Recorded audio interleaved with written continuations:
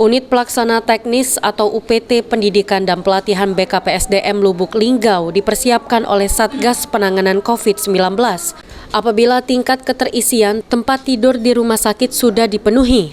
Di gedung diklat yang berada di Kelurahan Pelita Jaya, Kecamatan Lubuk Linggau Barat 1 ini, ada sekitar 72 kamar yang siap untuk digunakan, terbagi menjadi 3 asrama, dengan rincian di asrama A dan B terdapat masing-masing 20 kamar, sedangkan di asrama C sebanyak 32 kamar.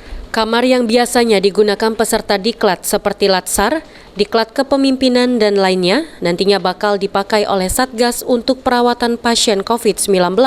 Sebelum digunakan seluruh asrama, kamar dan lingkungan di gedung diklat sudah disemprot disinfektan oleh petugas. Sementara untuk pelaksanaan kegiatan Latsar, diklat kepemimpinan dan kegiatan lainnya saat ini terpaksa dialihkan secara daring. Asrama C ini ada 32, asrama A 20 kamar, asrama B 20 kamar, jadi totalnya 72 kamar. Sebelumnya ini kita melakukan penyemprotan, sterilisasi tempat karena selama ini biasanya digunakan untuk pelaksanaan diklat prajabatan maupun diklat kepemimpinan.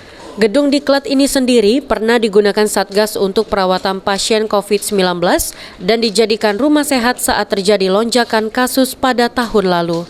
Tri Hajaria, PAL TV.